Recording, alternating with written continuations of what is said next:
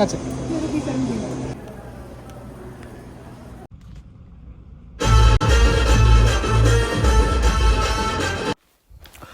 Hi friends, ఇవాళ నేను మళ్ళీ ఒక మూవీ చూసి వచ్చాను. ఆ మూవీ పేరు వచ్చేసి కుబేరా. సో కుబేరా గురించి అయితే మాట్లాడుకుందాం మనం ఇప్పుడు, రైట్? సో ఇది నేను చాలా నీరసంగా ఉన్నాను, ఎందుకంటే ఈ సినిమా చూసేసి వచ్చి చాలా నీరసంగా అయితే అయిపోయాను అనమాట. అసలు ఈ మూవీ గురించి నేను ప్రాబబ్లీ ఇది ప్రాబబ్లీ నా ఫస్ట్ రివ్యూ అయి ఉండొచ్చు మొత్తం వరల్డ్లో, బికాస్ ఎందుకంటే మనకి 3 o'clock రిలీజ్ అయిన సినిమా. సో చూసి వచ్చి చెప్తున్నాను అనమాట. సో ఎవరికైనా నచ్చుంటే ఫ్యూచర్లో ఈ మూవీ తర్వాత చూసిన వాళ్ళు నా రివ్యూ ఏదైనా ఇట్లుందని అనుకోకండి. This is like pure my review and thought process. Like మీ అందరికి తెలిసినట్టే ఎప్పుడు నా థాట్స్ చెప్తుంటాను. సినిమా చూసి వచ్చినా, నాకు ఏదైనా ప్రోడక్ట్ నచ్చినా, నాకు ఏదైనా ఫుడ్ నచ్చినా, ఏది నచ్చినా మీకు షేర్ చేసుకుందామని నా ఛానల్ అభిప్రాయం. So again I'm just venting it out of this movie Kubera, right?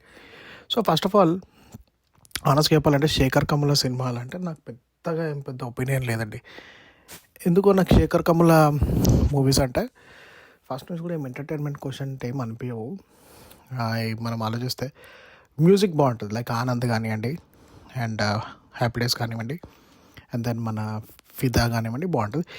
Happy days కూడా ఏంటంటే అది college background, engineering college background, you know కొద్దిగా లవ్ స్టోరీ, అవన్నీ ఒక గ్యాంగ్, ఆ మ్యూజిక్, ఆ జిల్ ఇంకా సాంగ్, అది ఆ ఫ్లోలో అది యూనో లైక్ ఎక్కడ బోర్ కొట్టకుండా తీసాడు, అది హిట్ అయిపోయింది, రైట్? అండ్ దెన్ అలాగే మనం ఆలోచిస్తే ఇది మూవీ వాట్ ఈస్ ఇట్, ఫిదా ఒకటి నాకు ఇష్టం. ఎందుకంటే తెలంగాణలో సాయి పల్లవి సూపర్గా మాట్లాడేది అది ఇది అని కాదు, కానీ ఆ మూవీలో అన్ఎక్స్పెక్టెడ్గా శేఖర్ కమ్ముల అంటే అడ్డిమారి గుడ్డిసుడు అంటే మన తెలంగాణ భాషలో, హైదరాబాద్ భాషలో. సో అట్లా అనిపిస్తుంది ఆ సినిమాలో ఏంటంటే తెలియకుండానే, శేఖర్ కమ్ములకి తెలియకుండానే ఒక మంచి లవ్ స్టోరీ తీశాడు ఫిదాలో. అందులో మనకి వరుణ్ తేజ్ ఎస్పెషల్లీ సెకండ్ హాఫ్లో ఆ తాపత్రయపడడం అవన్నీ చూస్తే మనకి రియల్గా మనకే అనిపిస్తుంది, అరే మిస్ అవుతున్నాడేమో అమ్మాయిని, సాయి పల్లవిని అన్నట్టు. అది ఆ సటిల్గా ఉండడం, ఆ పాటలు, అగైన్ యూనో ఆ సాయి పల్లి క్రేజ్ వల్ల సినిమా హిట్ అయిపోయింది, రైట్? వచ్చిండే సాంగ్. తర్వాత ఇప్పుడు ఆయనకి సంబంధం లేని టాపిక్ అయినా మధ్యలో ఒకసారి లీడర్ తీసాడు, ఆ సినిమా అంతా ఆడలేదు. అంతే. అలాగే ఇప్పుడు ఈ కుబేరా తీసాడు. ఈ సినిమా చూసినప్పుడు నాకు ఫస్ట్ ఒక డైలాగ్ గుర్తొచ్చిందండి. ఏంటంటే నీకు తెలిసిన దాని గురించి మాట్లాడొద్దు అని ఏదో అతడులో అంటాడు, అంటే నీకు తెలియని దాని గురించి మాట్లాడకు అని ఏదో డైలాగ్ ఉంటుంది.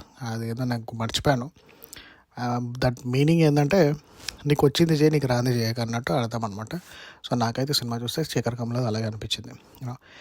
ఎందుకంటే హ్యాపీ డేస్ సినిమా చూసి ఆయన యాజ్ ఇట్ ఈస్ అట్లనే ఫ్యామిలీతో లైఫ్ ఈజ్ బ్యూటిఫుల్ అని తీసిండు. అది కూడా ఇక్కడే చూసిన, అది కూడా ఏం పెద్దగా గొప్ప అనిపించలేదు. సో ఈ సినిమా గురించి ఎందుకు చెప్తున్నా, ఇంత నెగటివ్గా అనుకోకండి, జస్ట్ లైక్ నా thought process. So cinema first scene చూడగానే నాకు అర్థమైపోయింది, అరే సినిమా పోయిందిరా. ఫస్ట్ సీన్ చూడగానే నాకు అర్థమైపోయింది. ఏం లేదండి, ఫస్ట్ సీన్లో ఒక ఆయిల్ రిగ్ ఉంటుంది, ఆయిల్ రిగ్లో ఆయిల్ అవుతుంది. ఆయిల్ రిగ్ కాగానే అక్కడ ఉన్న వర్కర్స్ వచ్చి, అది సార్ ఆయిల్ వాళ్ళ ఎవరైతే అక్కడ ఆయిల్ రిగ్ని చూసేటైనా ఉంటారో చెప్తారు, ఆయిల్ తోడినాం సార్, యూనో మనం అనౌన్స్ చేయొచ్చు అంటే, ఇప్పుడే చెప్పకండి ఇంకా టెస్టింగ్ చేయండి అంటాడు. అది చూడగానే అర్థమైపోయింది, ఓహో ఇప్పుడేం పెద్ద స్కామ్ నడుస్తుందేమో అని అలా అనుకోగానే అన్నీ ఇట్లా ప్రతి సీన్ మనం ముందే ఫార్గెసింగ్ చేయొచ్చు అనమాట సినిమాలో. అవగానే యాజ్ యూజువల్గా పెద్ద స్కామ్ నడుస్తుంది, ఇది ఆయిల్ రిగ్ బయటపడిందని తెలియదు. మనం ఎవరో కార్పొరేట్ అంటే విలన్స్ యాజ్ యూజువల్గా ఆ కార్పొరేట్ వాళ్ళకి కాల్ చేసి చెప్తాడు, ఈయన ఇది యూనో ఇది ఆయిల్ రిగ్ లో చాలా ఆయిల్ వస్తుంది, ఆల్మోస్ట్ 20 years దాకా ఆయిల్ తవ్వుకోవచ్చు అంటే, లేదు నువ్వు ఎవరికి చెప్పకు అన్నట్టు. దానికి బ్రైబ్ చేయడానికి కొన్ని కోట్ల రూపాయలు కావాలి. ఆ కోట్ల రూపాయలు బ్రైబ్ చేయాలంటే హవాలా తీయాలి, దీనికి అన్నిటికీ ఒక పెద్ద స్కామ్ చేయాలి, బినామీలు పెట్టాలి. అంటే ఒక సిబిఐ ఆఫీసర్ ఉన్నాడు జైల్లో, ఎక్స్ సిబిఐ ఆఫీసర్, ఆయన అయితే మనకు చేయగలుగుతాడని దిలీప్ తాహిల్ అండ్ ఇంకొక like Bollywood actor, right? So అతను ఉంటాడు అనమాట సినిమా మొత్తం. సో మళ్ళీ నేను ఇంతకుముందు కూడా చెప్పిన, ఈ బాలీవుడ్ యాక్టర్లను ఎందుకు పట్టుకొస్తారో అర్థం కాదు. మీరు బాంబేలోనే తీస్తున్నారు, రైట్? అది పెట్టే వరకు మళ్ళీ ఆ హేమచంద్రనో లేకుంటే ఇంకిద్దరు ముగ్గురు బిగ్ బాస్ డబ్బింగ్ ఆర్టిస్టులను పెట్టి బిగ్ బాస్ అంటే గుర్తొచ్చింది. ఇది గుర్తుపెట్టుకోండి. బిగ్ బాస్ అనే టర్మ్ ఈ సినిమా మొత్తానికి భావనకు వస్తుందన్నమాట. సో హేమచంద్ర లాంటి ఆర్టిస్టులను ఇద్దరు ముగ్గురు పట్టుకొచ్చి వాళ్ళతో డబ్బింగ్ చెప్పించేస్తే వాళ్ళే కనిపిస్తారు. ఆ చిన్నపిల్లల గొంతులే కనిపిస్తాయి ఆ బేస్ వాయిస్ పెట్టి. ఆ యాక్టర్లు కనిపించరు. సేమ్ థింగ్ ఇందులో కూడా అదే అయిందనమాట మిస్టేక్. సో తర్వాత బిగ్ బాస్ అన్నా కదా.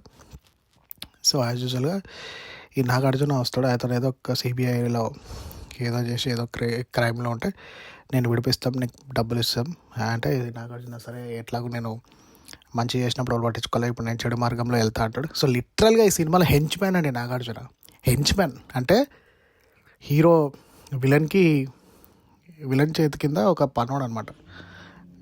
అంటే విలన్ ఏది చెప్తే అది చేసే ఒక టాస్క్ అంటే ఎట్లా అంటే మనకి ఒక సుబ్బరాజు ఉంటాడు కదా మన ఇప్పుడు విలన్ ప్రకాష్ రాజు ఉంటే మనకు పొకిరిలో చేతి కింద సుబ్బరాజు టార్జన్ ఉంటాడు కదా, అలా అలా అనుకోండి. కాకపోతే ఈయన ఒక తెలివైన టార్జన్ అనుకోండి, తెలివైన సుబ్బరాజు అనుకోండి, అంతే. అంతకుమించి ఏం లేదు సినిమాలో రోల్. అండ్ నాకు పాపం అనిపించింది నాగార్జున చూస్తారు. నాగార్జున గారు అసలు ఈ సినిమా స్టోరీ ఎట్లాంటిదంటే శేఖర్ కమల తప్పించి వేరే ఎవరైనా కొత్త డైరెక్టర్ ఎవరైనా వస్తే ఈ స్టోరీ చెప్తే గేట్ లోపల కూడా రానియాను అనమాట. అట్లాంటి స్టోరీ ఎవరికని చెప్తే అసలు శేఖర్ కమల ఏం చెప్పిండో, నాగార్జునకి ఏం అర్థమైందో, ఆ ధనుష్కి ఏం అర్థమైందో, తెలుగు సినిమా చేయాలని చెప్పి చేసిండో, లేకుంటే తెలుగులో ఎవడు ఒప్పుకోలేదు ఈ స్టోరీ, అందుకే ధనుష్ ఒప్పుకున్నాడా అని అయితే నాకు అనిపించింది. అండ్ మనం ఇంకొకటి ఆలోచిస్తే లాజికల్గా నాగార్జున ఇంతవరకు ఇద్దరు హీరోల సినిమాలు ఏది ఆడలేదు. నాగార్జున చేసిన సినిమా మీరు ఆలోచించుకోండి. నేను అనుకున్నాను ఇది చూస్తే నానితో చేసిండు కృష్ణ, అదేదో సినిమా చేసిండు డాక్టర్ లాగా, ఆ సినిమా అటర్ ఫ్లాపు. హరికృష్ణతో చేసిండు సీతారా, అది సినిమా అటర్ ఫ్లాపు. నాగార్జున ఇంకా సుమంత్ ఏదో సినిమా చేసిండు, ఆ సినిమా అటర్ ఫ్లాపు. నాగార్జున వేరే హీరోతో పేరపైన సినిమాలు మ్యాక్సిమం అటర్ ఫ్లాప్. మీరు ఆలోచించుకోండి. ఈ సినిమా ఫస్టే అనుకున్నారు ఈ నాగార్జున అని పెట్టుకున్నాడు, ఇద్దరు హీరోల సినిమాలో నాగార్జున చేస్తే ఆ సినిమా లేస్తుందని అనుకున్నా. అట్లనే అయింది. అంటే నాకు ఫ్యూచర్ తెలియదు సినిమా ఎట్లుంటుందో, హిట్ అవుతాను కొంచెం నచ్చచ్చేమో, మీరు బేబీ చెప్పలేము. కానీ ఏ విధంగా కూడా నాకు నచ్చలేదు. అండ్ దాంతోడు అసలు సినిమాలో అండి సినిమా అనేది ఏంటంటే అసలు ఎంటర్టైన్మెంట్ కోషెంట్ అనేది ఉండాలి. సరే మీరు బిచ్చపోల స్టోరీ చేస్తున్నారు, నేను ఇట్లా ఈ వర్డ్ అంటున్నాను అనుకోకండి. ఎందుకంటే సినిమా చాలా అగ్లీగా తీసిండు అసలు సినిమా. అసలు first of all Sekhar Kammula అంటేనే ఆ గల్లీలలో అసలు ఏమీ సెట్లు లేకుండా చాలా నాసరికంగా అసలు ఏమి ఎంటర్టైన్మెంట్ క్వశ్చన్ లేకుండా తీస్తాడు.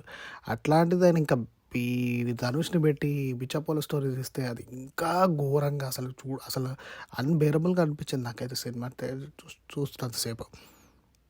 అసలు easy in is right mind అనిపించింది. ఎక్కడ అమెరికాలో చదువుకొని ఇక్కడ జాబ్ చేసే డాలర్ డ్రీమ్స్ లాంటి మూవీ తీసిన శేఖర్ కమల ఎక్కడి నుంచి వచ్చి ఎక్కడ ఏంటా అనిపించింది నాకైతే సినిమా చూసినాక. లిటరల్గా చెప్తున్నా, ప్రాబబ్లీ ఇది maybe it might be last cinema of him అనిపించింది నాకైతే చూస్తే. మేబీ కెరియర్ క్లోజింగ్ సినిమానేమో అనిపించింది నాకు, I'm being brutally honest. So ఈ సినిమాలో సరే బిగ్ బాస్ అని చెప్పినా కదా, ఏం లేదు. సో ఇందాక మళ్ళీ కథ విషయానికి వచ్చేస్తే అది మన ఏదైతే ఆయిల్ డ్రింక్ ఉంటుంది, సరే మనం మన బినామీలు పెట్టాలంటే బినామీలు మామూలు అనేది కూడా తెలివి తక్కువ బిచ్చపాలను పెడతామంటే మన స్వాతి ముత్యం లాంటి బిచ్చపైన ఆయన మన వాట్ ఇస్ నేమ్ ధనుష్ కసక్ రాజా అని తీసుకొస్తారనమాట. ఇది తీసుకొచ్చి యాక్టర్ని తీసుకొచ్చి అండ్ అట్లనే ఇద్దరు ఒక మలయాళీ బిచ్చపాన్ని తీసుకొస్తారు, ఒక నేపాలీ బిచ్చపాన్ని తీసుకొస్తారు, ఒక లేడీ బిచ్చపామని తీసుకొస్తారు. కాకపోతే ఆమె ప్రెగ్నెంట్ ఉంటుంది. ఆ లేడీ బిచ్చపామె ఈ మధ్య మన అదేదో వైరల్ అయింది కదా, ఒక అమ్మాయి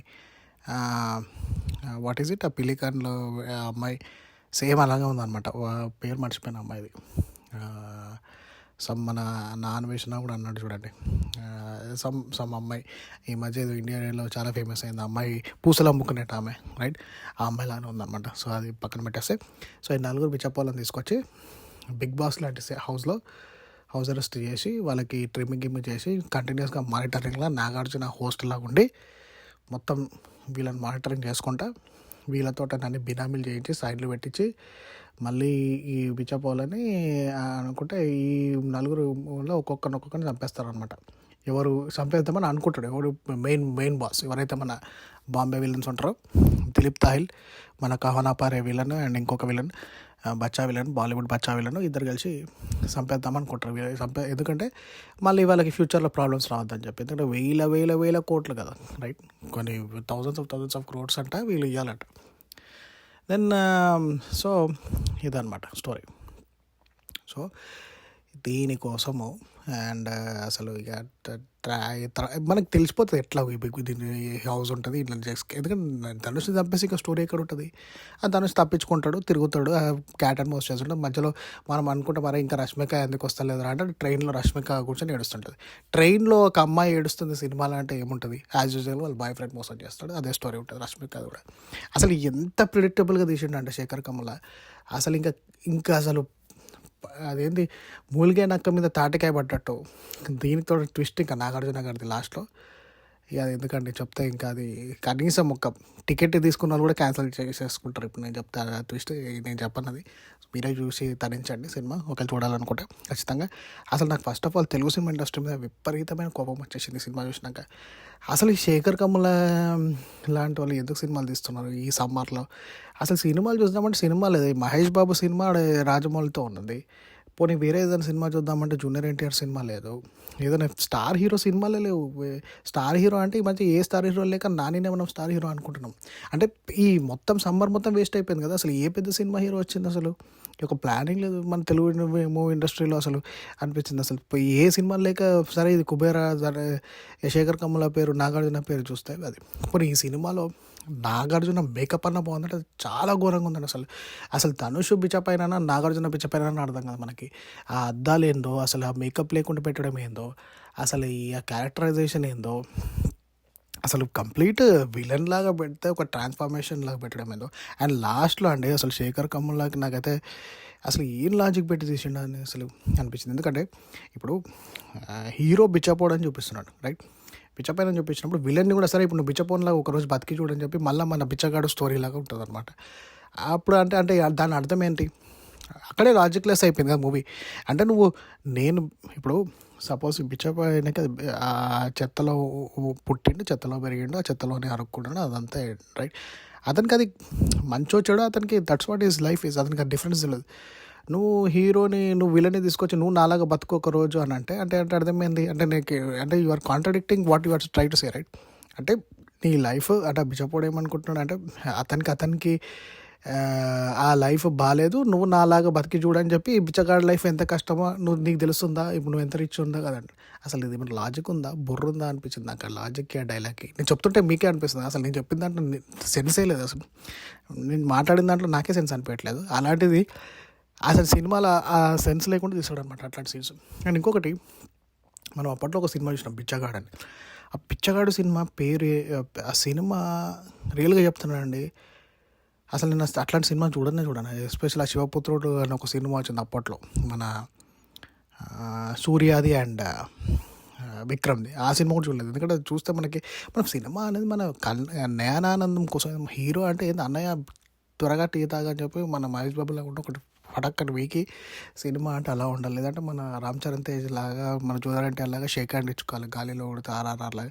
అలాంటి సినిమాలు అంటే అలా ఉండాలి. అంటే మన చిరంజీవి లాగా గరణమగుడో లేకుంటే ఇలాంటి సినిమాలు ఉండాలి. కానీ హీరోని ముష్టోళ్ళలో చూపించి ఇంకొక నాగార్జునని విలన్లా చూపించి అసలు ఎందుకు ఈ సినిమా అనిపించింది నాకు. అండ్ దెన్ ఆ బిచ్చగాడు cinema, back to the Bichagadu cinema చూస్తే అందులో మదర్ సెంటిమెంట్ ఉంటుంది. అందులో అతను రిచ్ ఉంటాడు, అతనికి ఒక మోటివ్ ఉంది అతనికి బిచ్చగాళ్ళకి కావడానికి. దాంట్లో పాటలు బాగున్నాయి. ఇందులో అది సినిమా ఎంత బాగుంటుంది అసలు సినిమా, రైట్? ఇందులో మళ్ళీ ఇది పెట్టి ధనుష్ని పెట్టి అతను తీసుకొచ్చి అతన్ని స్పీచ్లు ఇప్పించి అతను తెలుగు ఆడియో రిలీజ్ తమిళ్ మాట్లాడుతున్నాడు. మళ్ళీ మన ధనుష్ తెలుగుడే, రైట్? ఎందుకు వీళ్ళని పట్టుకొచ్చి ఇప్పుడు ఆ తమిళ్లో ఈ సినిమా చూసి అరే ఈ గుల్టిగాళ్ళు కావాలని తీస్తున్నారా అది ఇది అని చెప్పి వాళ్ళు ఆడ మా జబ్బా రాయిస్తారు మనం చూసి. ఆ స్పైడర్ సినిమా మనకి మురుగదాస్ ఇచ్చినట్టు మన శేఖర్ కమ్ముల ఈ ధనుష్కి ఈ బిచ్చగాడు కుబేరా సినిమా ఇచ్చిండు అనమాట. సో అదండి నా రేటింగ్ వచ్చేసి సినిమాకి -1 శేఖర్ కమ్ముల ఇంకా చాప్టర్ క్లోజ్ అనుకుంటా సినిమాతో. నేను అనుకుంటున్నా మీరు ఫిర్బీ సినిమా చూడాలనుకుంటే వెళ్ళి చూడండి, చూసి తరించండి. Thank you friends, keep watching my space. And మేమంతా మరిన్ని షార్ట్స్తో అండ్ మూవీ రివ్యూస్తో మేమంతా ఉంటాను. Bye, take care, love you all.